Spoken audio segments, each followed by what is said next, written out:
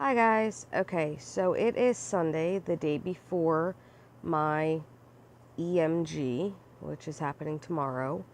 It's where they stick the electrodes in you and electrify your muscles to see what they read out.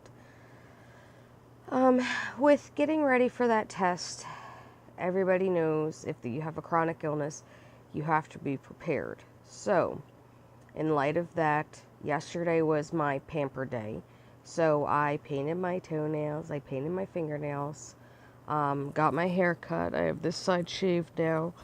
So, and I have my hair ready, and my hair is in its braids right now because I want it to be crimped for tomorrow.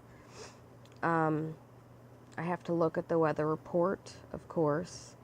I also have to see what is going on with the air quality, because obviously if the air quality is bad, I have to wear a mask.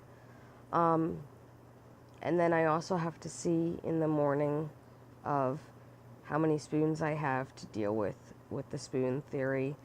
The spoon theory, if you're not familiar with it, is that you are given a certain amount of spoons each day. That's your energy, and you spend one spoon on everything you do. So, in planning on going for a medical test, those of us with chronic illness definitely know how to prepare. So, first off, we need to have a copy of our medical records, which I have my blue binder. In the pocket of the blue binder right now is the stuff I need for the test I'm going for, then stuff for another test and another test, and then across from that, big, bold, and on top is the stuff from the genetics department, which gives them my diagnosis. Then I have the next doctor's appointment paperwork underneath that, and then underneath that I have my pain management, then my other records and such. I even have blood tests that I got back this week from taking the blood tests last week. When I did the blood tests last Monday, I of course ask them to send me copies so that I have them, and then I go through and I read it, and it's generally one of those, oh, let's see what they found in my blood today. I only had like one thing that was a little low, and it was fine to have that be a little low, but everything else was up to par. So they still have not figured out why I faint, why I get lightheaded, and the workup that the rheumatologist wanted didn't really tell me anything because I didn't know what they were looking for. I don't know if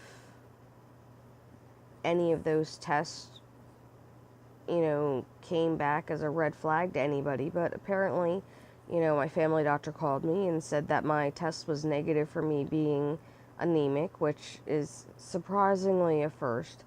But Jessie has always made me drink orange juice before I eat any type of protein, so understanding that kind of makes it a little bit better for me not to be anemic. Jesse was a nutritionist for GNC. He was a manager and had to do all the nutritional stuff. So he basically makes sure that everything I eat is to benefit my body because I have the swallow problem. So whatever I eat has to be compact, basically, into a bunch of stuff that I need. Unfortunately, I don't understand half of the reason why I'm as big as I am. Because most people with ehlers-danlos are skinny minis who are lanky and tall. And I am rather round and short. I did get tested for dwarfism, and I don't have it. But I am 2 inches taller than a midget. So that's where I'm at. Now, in getting ready for this test, I've done my pampered day yesterday. Today is a day where I relax, and then all the way up to my appointment tomorrow when the test is being done, I make sure that I have everything I need. I also don't eat too much because obviously I'm when I'm in pain, I vomit or I pass out. When I don't have enough to eat, I faint, which could be a combination of me worrying, as always, or not. So when I pick out my outfit for the doctor's appointment, it's very important that I take into account 3 things, okay? Just 3. 1, is it x-ray worthy? Can I get an x-ray without having to remove any clothes to not be modest? 2, am I completely covered up to my comfort level? And 3, can I wear this outfit for several days and not feel icky? And that's generally, you have to think of those things, because when you go in for a test, if something's really wrong, you're going to be in the hospital for a little while. So if you're comfortable wearing hospital clothes, that's one thing. Me, I'm not comfortable wearing hospital clothes, and they generally, because I have a chronic illness, they don't mess with my system. I wear what I want to wear. I bring my own body wash. I make sure every day that I have, the ability to brush my teeth properly, do my hair. I do my makeup so I feel more human while I'm there. I also have a deck of cards that I pack in my bag. If you've seen the video on what's in my bag, my medical bag, I always carry, little things that mean the most to me, like a hairbrush and a hair tie, things like that. So it's rather helpful to have all of those things, and I try my best to keep up with having those things with me. So I just get very nervous before any medical test, especially a painful one, like what's happening tomorrow. With me having ehlers-danlos hypermobility, I feel pain a little bit more than everybody else. It's not that I'm weak or anything like that. I literally just feel pain a little bit more than anyone else. Even getting numbed up. I can get shot with Novocaine in my mouth, and they literally have to put double the amount in, sometimes triple, depending on where in my mouth they're pulling out a tooth.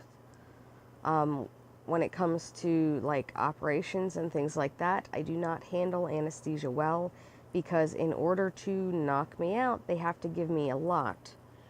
And then what ends up happening is when it's time to wake me up, I have a hard time waking up. So in lieu of that, anything that I have to get done, there's always a degree of pain that I have to undergo to be having a procedure done. So I have to take that into effect, and I have to be able to reward myself afterwards for doing a good job and not crying. On a video before this, I actually talked about what I do to make it that I don't cry when I'm having a procedure done. It may work for some, it may not work for others. I know it works for me, and I have my own system. When you're chronically ill, you just go with your own system, whatever makes you comfortable. And generally, people around you don't gripe about you having your system. It's one of those perks, I guess, of being chronically ill, is that when you say, this is how you've always done it, or this is what I need to do before this happens, they kind of generally just let you go. It's not always the best thing, but a lot of times when you stick to your own order of operation before you go anywhere, you're generally able to be more comfortable and more relaxed. So, alright, that is it for this video. I guess I will put the video next will be me going for my procedure. So hopefully I'll be able to film a little bit in there and see what all I can show you of that procedure. Alright, bye.